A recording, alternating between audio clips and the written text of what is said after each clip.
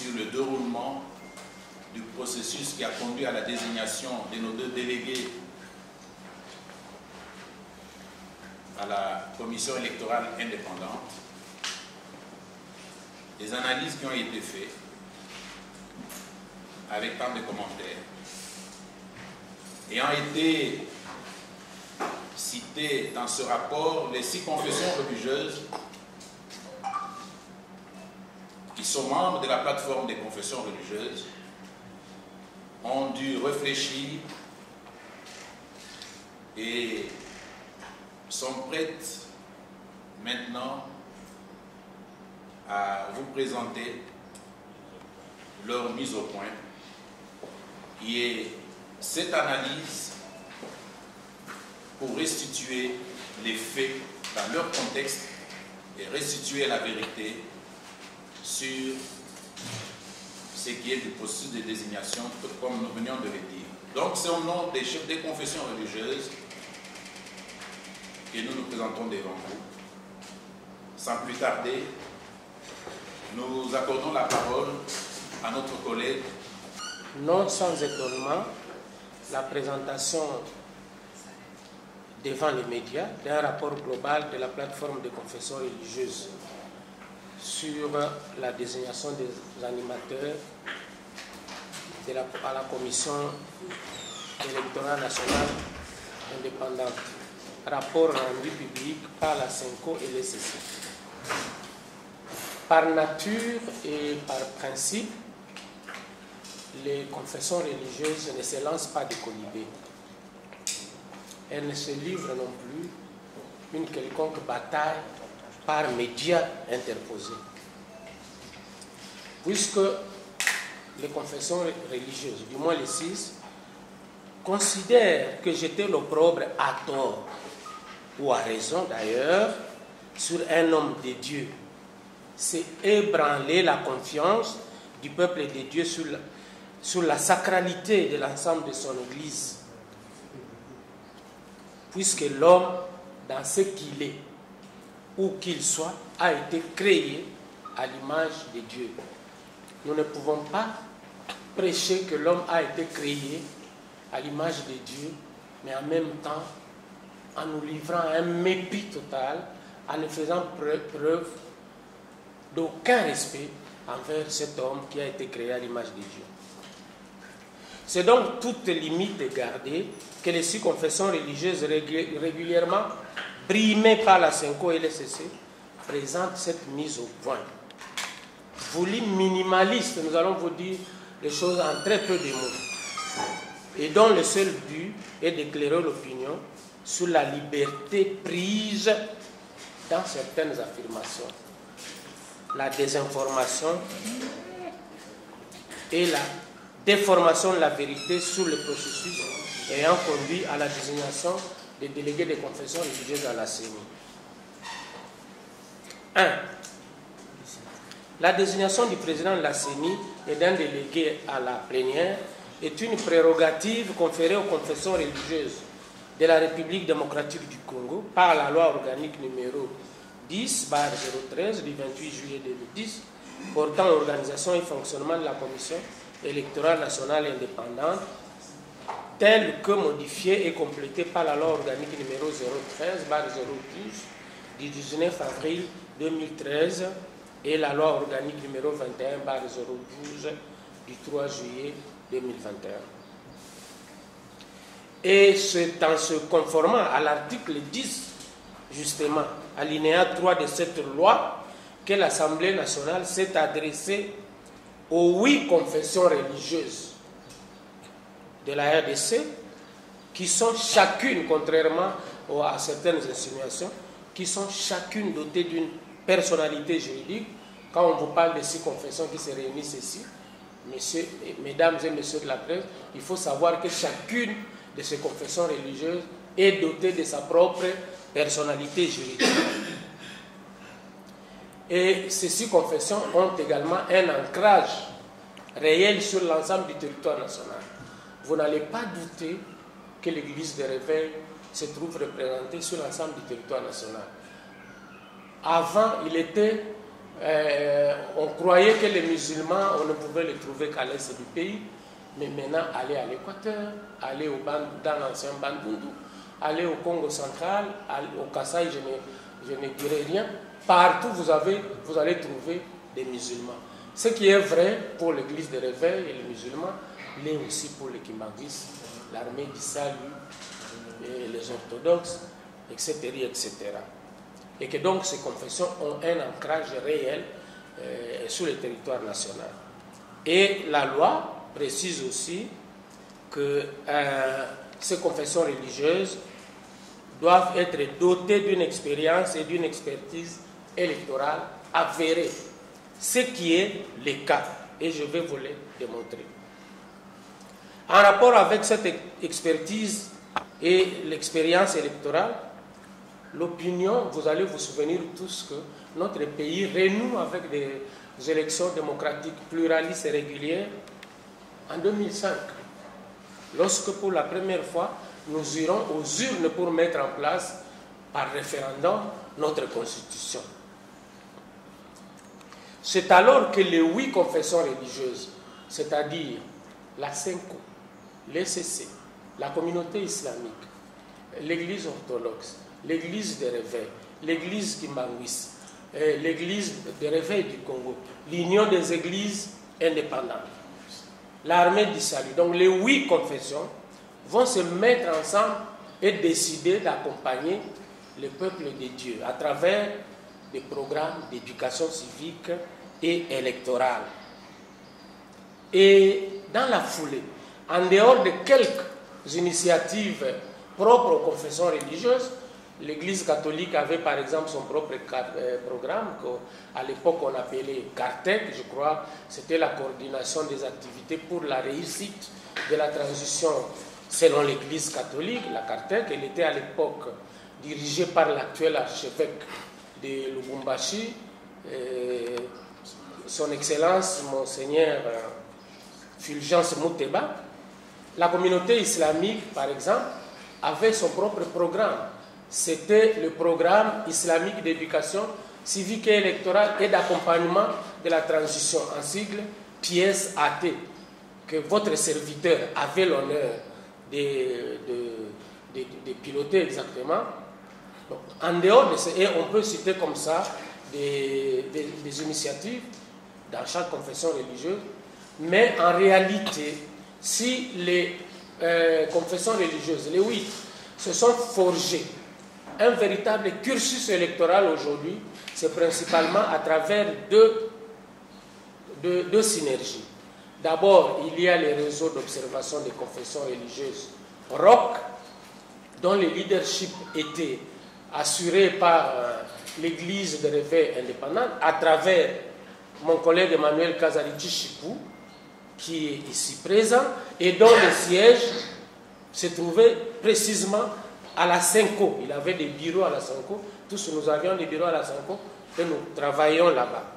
Ça, c'est la première synergie qui a fédéré les confessions religieuses et qui a fait un véritable travail dans le domaine de la sensibilisation, de l'éducation civique et de l'observation électorale.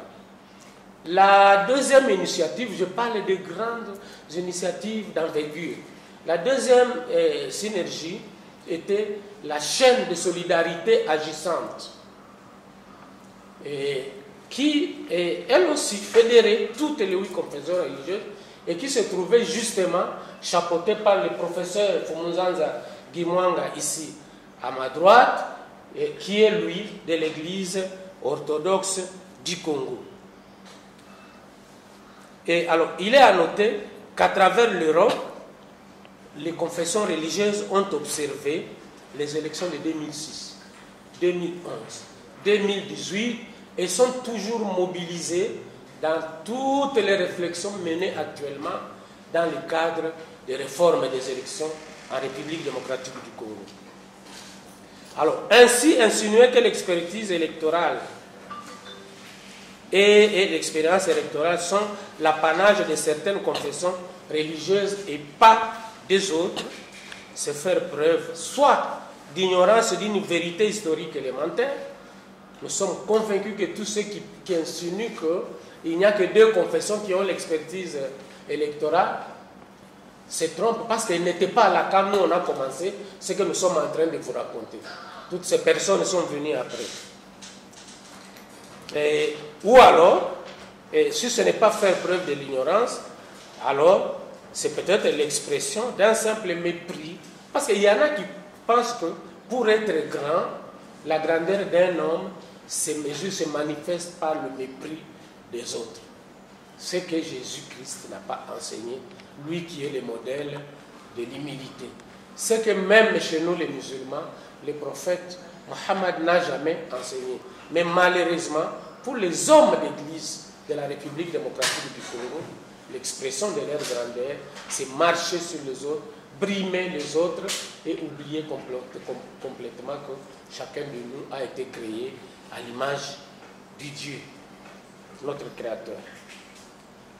Bien plus, affirmer que c'est à cause, parce que parmi les choses que nous avons suivies, il a été souligné noir sur blanc que c'est à cause des échecs des élections précédentes, de tous les 3 cycles électoraux, que la CENCO et l'ECC ont pris l'engagement, se sont engagés dans le processus actuel. Mais pour nous, tenir un tel langage, c'est tout simplement dire ce que disait Albert Camus, que l'enfer c'est les autres. Donc, tous les échecs accumulés au pays, tous les problèmes connus au pays, c'est les autres. Quand eux, ils entrent, c'est comme les dieux créateurs, ils font tout. Mais c'est également faire preuve d'injustice à l'égard du peuple congolais, qui s'est mobilisé dans toutes ces stratifications, avec l'accompagnement d'ailleurs de la communauté internationale, pour tourner le dos aux guerres de conquête de pouvoir. Puisque c'est grâce aux élections 2006 qu'aujourd'hui personne ne prend les armes pour arracher le pouvoir. Un homme de bonne foi, un homme sincère, ne peut pas qualifier tout cela d'un échec. C'est enfin vouloir endormir le peuple congolais qui se rappelle encore que la contestation armée que nous avons vécue pour la première fois à Kinshasa. Vous savez qu'en 2006, des armées s'étaient affrontées à Kinshasa. J'espère que même si vous êtes jeune, vous l'avez appris. Parce que cette confrontation nous avait arraché quelques grandes figures ici au niveau de Kinshasa. Vous vous rappelez de Hugo Tanzam? Vous savez encore comment il est mort? Il est mort au cours de l'affrontement entre 2 armées. L'armée dite du gouvernement à l'époque et l'armée qui était encore appelée l'armée du sénateur Jean-Pierre Bemba.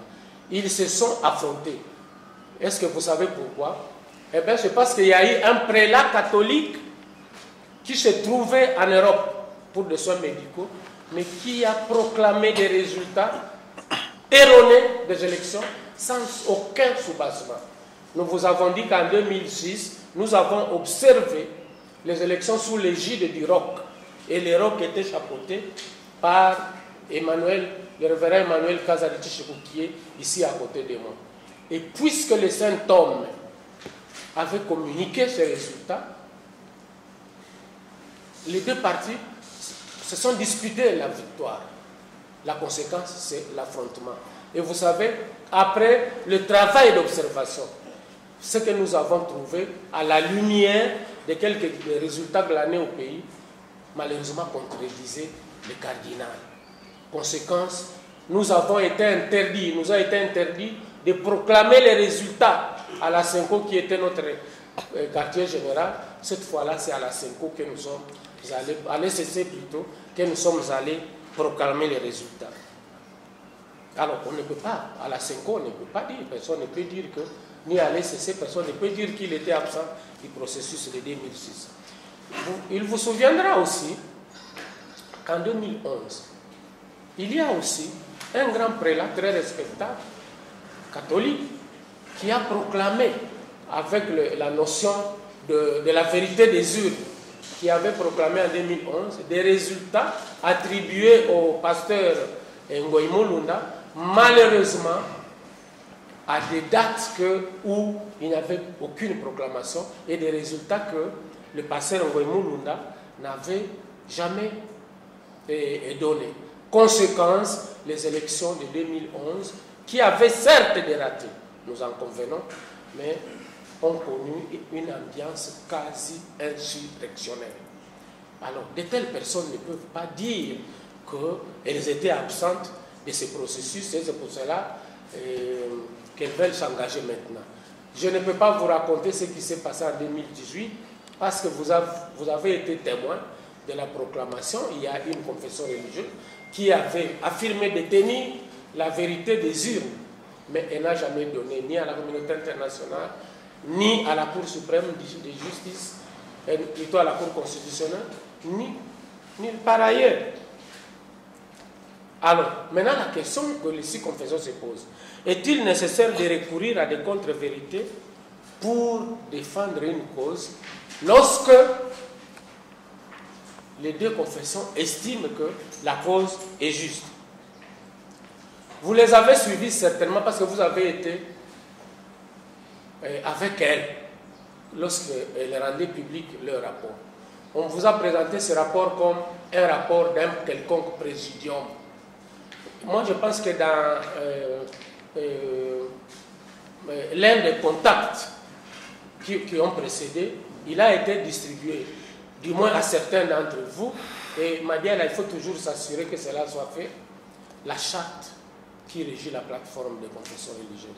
Eh bien, mesdames et messieurs, dans la charte, nulle part on ne parle du présidium.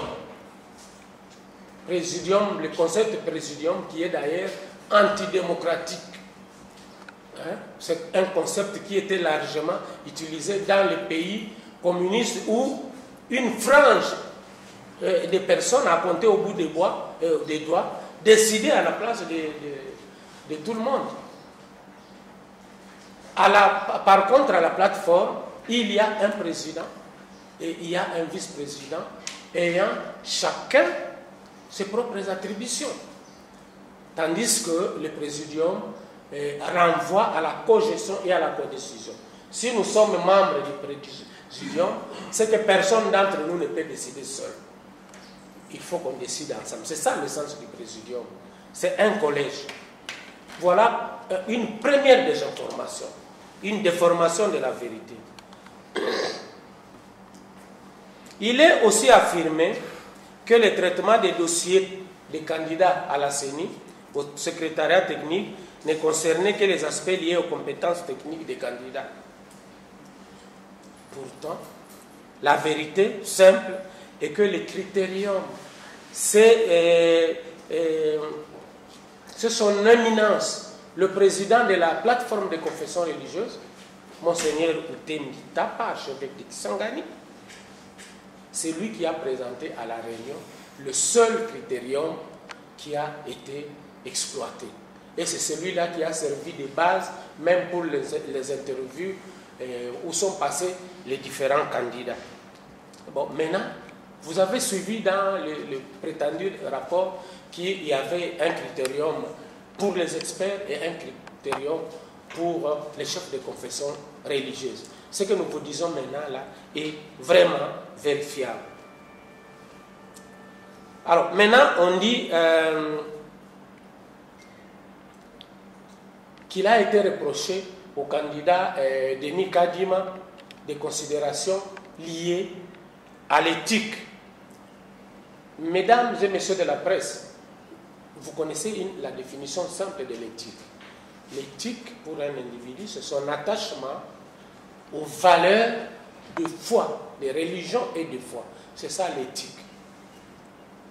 D'abord, est-ce que vous avez pu vérifier si Denis Kadima est athée, il ne croit pas, ce n'est pas un croyant? Point d'interrogation. Et puis, qu'est-ce qu'on reproche à Denis Kadima comme personne, comme individu? Mais vous allez voir que la plupart des temps, c'est des racolades. Non, un conseiller du chef de l'État a dit ceci, tel a dit cela. Mais est-ce que vous avez des preuves qu'il y a une connexion entre les candidats et celui-là? Pourquoi voulez-vous reprocher aux candidats les erreurs ou les fautes commises par quelqu'un d'autre? Alors, maintenant, ils ont aussi parlé, les collègues qui ont parlé là-bas, on dit que la plénière du 2 octobre se serait soldée par une note de non-consensus suite à un conflit d'interprétation de la lettre du président de l'Assemblée nationale. Alors, nous vous disons qu'en réalité, cette plénière n'a pas eu lieu.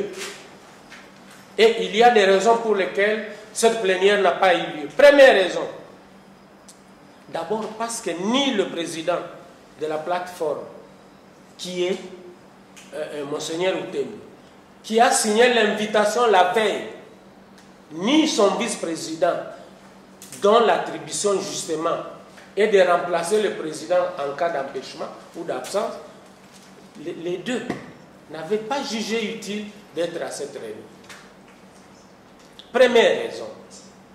Deuxième raison, ils ont envoyé présider en violation déjà de la charte, parce qu'en cas d'absence du président, c'est le vice-président qui préside.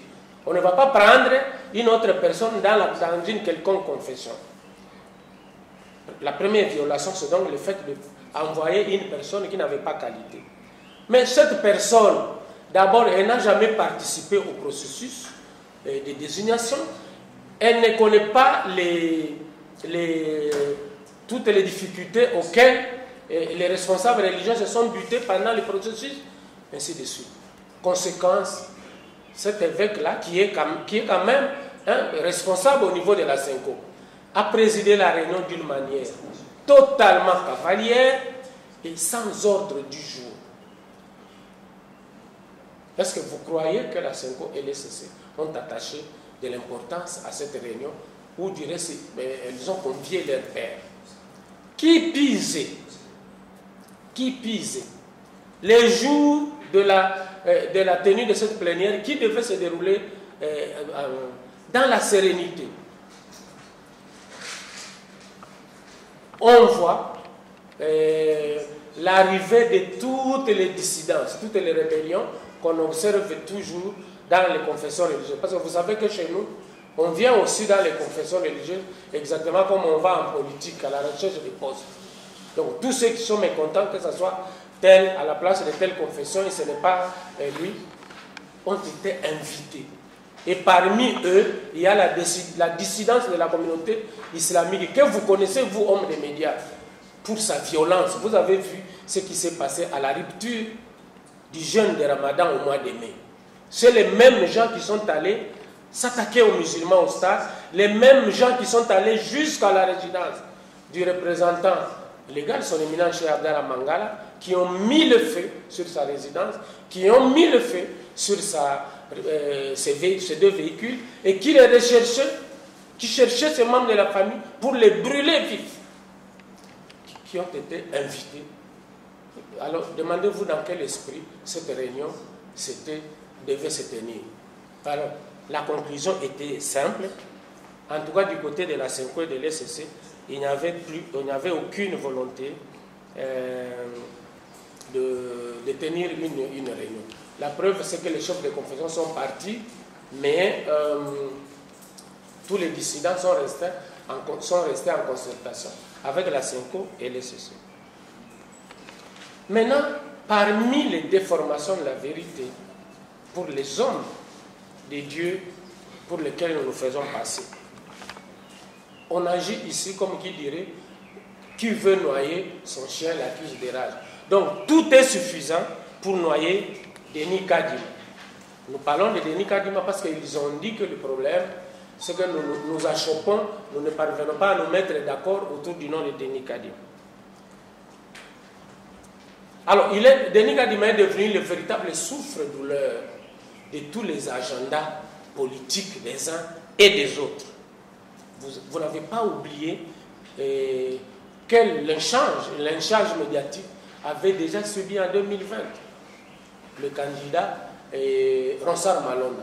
C'est comme si la Senko et l'ECC sont hostiles à l'excellence dans les domaines des élections. C'est comme si elles ont autre chose en tête. Et visiblement, on sent que la Senko et l'ECC, ils ont des problèmes avec la présidence de la République. Maintenant, au lieu de régler les comptes avec le président de la République, il préfère un raccourci, et les raccourcis, c'est Denis Kadima. Et je vais vous dire pourquoi, au niveau des confessions religieuses, nous vous disons cela. D'abord, avant la désignation, c'est le secrétaire général de la SENCO qui, au cours d'une réunion, demande au chef de confession religieuse de se retirer du processus de désignation à la CENI. Et les autres ont dit, non, écoutez, ça c'est une prérogative légale. Si nous ne désignons pas et qu'il y a un mauvais candidat, un mauvais président de la CENI qui fait mal le travail, qu'est-ce que nous allons dire? Nous allons critiquer. Mais on nous dira, il vous a été donné l'opportunité de désigner des personnes correctes. Pourquoi on ne l'avait pas fait? Il a ensuite demandé la révision de l'article 17 de la charte. Vous savez, notre charte, je n'ai pas une page, un consensus. Et de temps en temps, il recourait au vote. C'est pour cela qu'à pensant, nous avons inséré le vote dans la charte. Maintenant, lui, déjà planifiant le blocage, il voulait qu'on élargue, mais malheureusement, ça n'a pas marché. Maintenant, il a commencé à exercer des pressions sur les chefs de confession religieuse. Il vous souviendra que le 27, lors de la désignation, il y a un groupement politique qui s'est présenté à la SENCO et finalement qui a déposé un mémo, lequel mémo a été partagé, distribué aux chefs de confession religieuse par le secrétaire général de la SENCO en disant voilà, le peuple a parlé. Donc quand ce parti politique a parlé, c'est tout le peuple congolais a parlé. Nous on a dit, mais il aurait été souhaitable que tous les partis politiques, tous les regroupements amènent chacun son mémo. À ce moment-là, on dit, c'est le peuple qui a parlé. Maintenant, pour ne pas abuser de votre temps, mesdames et messieurs de la presse, je vais vous dire pourquoi les 6 confessions religieuses ont choisi Denis Kadima. La première raison pour laquelle les 6 chefs de confession religieuse ont choisi Denis Kadima, c'est d'abord son expertise avérée en matière électorale. Plusieurs fois, à la tête des processus électoraux, dans plusieurs pays, pour les comptes des Nations Unies, pour les comptes des grands organismes qui accompagnent les élections dans le monde. Nous avons choisi également Kadima pour son intégrité. Messieurs les journalistes, mesdames les journalistes, l'intégrité en matière électorale signifie que l'animateur ne peut dire que la vérité de ce qu'il aura vu pendant le processus. Alors, nous avons choisi également Denis Kadima pour une expérience acquise dans l'accompagnement des élections dans plusieurs pays africains, au nord de l'Afrique, en Afrique australe, nous n'en parlons même pas parce que c'est là où il a commencé, en Afrique orientale, en Afrique du Centre et partout en Afrique. Au moins 60 élections accompagnées. Au moins 60. Pas pour l'observation. Il déploie toujours les missions d'observation, mais en même temps, il pourvoit à l'expertise électorale. Alors, une autre raison, c'est que non, nous en avons marre de ces caprices qui consistent tout simplement à sacrifier les meilleurs sous n'importe quel prétexte fallacieux. Ronsard Malonda a été sacrifié en 2020. Vous avez suivi, les 2 confessions ont affirmé haut et fort que les autres confessions avaient été corrompues. Jusqu'à présent, ils n'ont jamais apporté la moindre preuve. Et c'est la même rhétorique, malheureusement, qu'ils utilisent pour salir les autres. Alors, il y a la question, nous avons suivi lors de la présentation du rapport, que désormais, d'abord, ils ont des enregistrements. Vous savez, chers amis de la presse, que les rapports entre les chefs des confessions religieuses sont des rapports basés sur la confiance. Vous savez également que de tout le temps et en tout lieu, l'enregistrement des individus à leur insu constitue un délit, une infraction. Et personne ne peut se faire prévaloir d'avoir enregistré frauduleusement. Mais malheureusement, ce sont les chefs de confession de la République démocratique du Congo qui disent qu'ils l'ont fait. Et pour atténuer, ils disent qu'ils sont même prêts à aller en prison. Mais moi je vous dis qu'aller en prison dans ce cas-là, ce n'est pas un choix héroïque. Aller en prison pour ce cas-là est mérité parce que l'enregistrement est illégal. Et puisqu'il est illégal, il est passible de la peine, y compris la peine d'emprisonnement. Alors maintenant la question c'est de savoir quelles leçons d'éthique, quelles leçons de morale de telles personnes peuvent donner aux autres. Quand on viole délibérément la loi, quand on se livre à des pratiques illicites, interdites, quelles leçons, quel courage vous pouvez encore avoir pour parler de l'éthique des autres. Finalement, nous disons, l'eau ne prend que la forme du vase qui la contient. C'est ceux qui violent des règlements élémentaires d'éthique qui sont les premiers à condamner les autres. Nous avons vu, parce que nous avons désigné à 6 confessions contre 2, les 2 confessions, la SENCO et le CC, ont rejeté un principe élémentaire de la démocratie qui consiste à s'incliner devant. Quand on parle de la vérité des yeux, c'est cela aussi, savoir s'incliner quand vous avez perdu. Vous avez vu comment ils ont fait recours à des pratiques illégales. S'agissant des enregistrements, est-ce que vous savez, vous ne pouvez pas ne pas le savoir, vous les hommes de la presse, parce que vous savez, aux États-Unis, il y a un grand scandale qui est connu jusqu'à ce jour sous le nom de scandale de affaire de Watergate, qui a emporté tout un président. Et c'est le président Richard Nixon. Parce que lui, il s'est évertué à enregistrer ses adversaires pendant la campagne. Il a eu des éléments, mais il a perdu son mandat. Il a été poursuivi en justice. Ça, ce sont des faits qui sont inacceptables. En conclusion, nous adressons un message à l'Assemblée nationale. Nous demandons tout simplement à l'Assemblée nationale de jouer son rôle dans le processus de désignation des animateurs de la CENI. Le rôle de l'Assemblée nationale n'est pas de jouer à la médiation. Sans doute, les bons offices, c'est bien quand il y a des problèmes, surtout entre les confessions, et de les mettre ensemble. Mais trop de laxisme sans les favoritismes, sans l'injustice, et ne contribue pas à la consolidation de la cohésion nationale. Nous lui demandons donc, nous demandons à l'Assemblée nationale de jouer son rôle d'entérinement. C'est ça son rôle légal, défini dans la loi organique. J'ai dit et je vous remercie. Avait-il écopé d'une demande d'explication? Il y a une affaire de 100 000 $ pour laquelle il avait écopé d'une demande d'explication au sein même de sa confession. Incapable de répondre, il a demandé 1 mois. Et voilà pourquoi je dis qu'il y a un problème de leadership là-bas. Parce que dans toute entreprise, vous appartenez à des organes de médias, quand on vous colle une demande d'explication, ce n'est pas vous-même qui fixez les délais pour la réponse. Ça signifie qu'il y a une faiblesse quelque part. Alors, posez la question à ses compatriotes, d'où est venue cette somme de 100 000 $?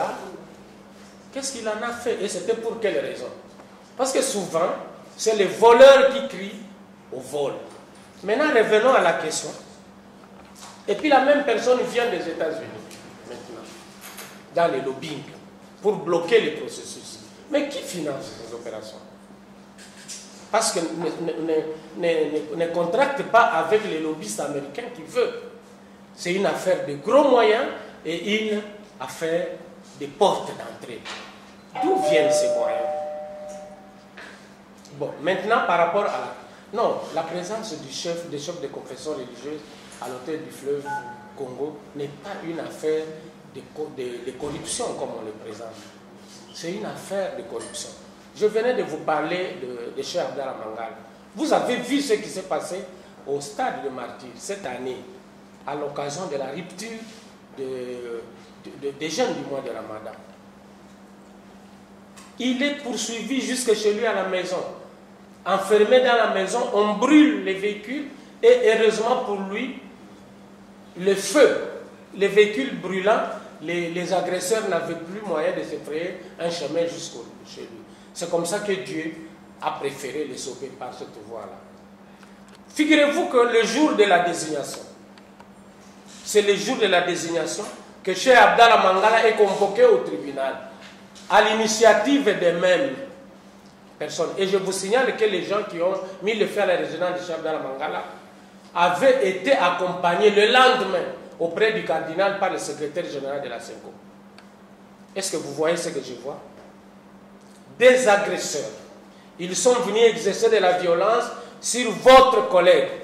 Et vous prenez quand même soin de le prendre. Non, allons chez le cardinal, il les reçoit, il parle et il se pavane comme si de rien n'était. Vous avez certainement suivi ce qui s'est passé au niveau de l'église de l'apôtre Dodo Kamba. Il a été recherché, on ne l'a pas trouvé. Et c'est à son église qu'on est allé mettre le feu. Est-ce que vous avez entendu une voix s'élever au niveau des officiels? Parce qu'il semble que tout le monde pense que ce sont les officiels qui les prennent en charge. Est-ce que vous avez entendu une voix d'un quelconque officiel condamné? Parce que les officiels, ils ont l'armée, ils ont la police, ils ont la justice pour réprimer tous les actes de délinquance. Qu'ont-ils fait lorsque la vie de ces deux responsables religieux s'est trouvée en péril? Quoi de plus normal que les gens cherchent à se mettre à l'abri de tous ces problèmes? Combien de fois lui-même, la personne dont vous parlez de l'ECC de la SENCO, combien de fois elles ont elles-mêmes menacé les autres chefs de confession religieuse? Non, je crois que il faut soigner la communication. Je vous ai dit ici que ce n'est pas la vocation des confessions religieuses de dire n'importe quoi. Les discours de l'ECC et de la SENCO aujourd'hui, non. Vous savez, même la guerre, vous savez que même la guerre a des règles maintenant. C'est pour cela qu'on parle de la guerre conventionnelle. Mais quelles sont les limites dans les discours de la SENCO et de l'ECC? Là où les politiques ont défini des règles de la guerre et les limites, et ils s'efforcent de les respecter. Les confessions religieuses, ils vont comme ça, sans frein, sans retenue, sans réserve. Non, moi je pense que nous devons clairement opérer nos choix. Si nous faisons la politique maintenant, il faut faire la politique. Mais si c'est la religion, évitons le langage ordurier. Parlons avec douceur des autres et aux autres, comme doivent le faire les hommes d'église. Maintenant, il y a ne soyez pas dupes, mesdames et messieurs de la presse. Les candidats, c'est qui les candidats que la SENCO a retirés? Moi, ça me fait de la peine quand je parle de ce candidat, un jeune frère qui est très respectueux, qui respecte tout le monde et que je connais, qui a beaucoup de valeurs. C'est le candidat Cyril Eboto. Mais ce candidat-là, il avait déjà été retiré en 2020 par le cardinal. Moi-même qui vous parle, et ça vous pouvez lui poser la question. Je m'appelle Idriss et je suis de la communauté islamique. Vous pouvez poser la question à M. l'abbé Chaud. Quand il avait retiré Cyril Eboto, moi-même je l'ai suivi et dit, mais pourquoi vous retirez les bons candidats, vous laissez les mauvais? Et les mauvais, ce n'est pas que c'est un homme négligeable, c'est le pasteur Eyalé, le révérend pasteur Eyalé, qui était de l'Est. C'est parce que le cardinal avait retiré son candidat Cyril Eboto, il dit, au profit du révérend Eyalé, tout simplement parce que Cyril Eboto n'avait pas la carrure, n'avait pas la personnalité qu'il fallait pour la fonction du président de la CENI.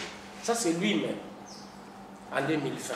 Mais maintenant, en 2021, qu'est-ce qui a changé pour qu'il les ramène encore? Non, ça signifie que les catholiques, comme je vous ai dit, ils ne sont pas dans la logique de désignation des responsables à la CENI. Ils ont amené les candidats Eboto pour faire valoir et obtenir à terme que qu'ils les retirent pour nous pousser à retirer le nôtre. Ils l'ont retiré en 2020.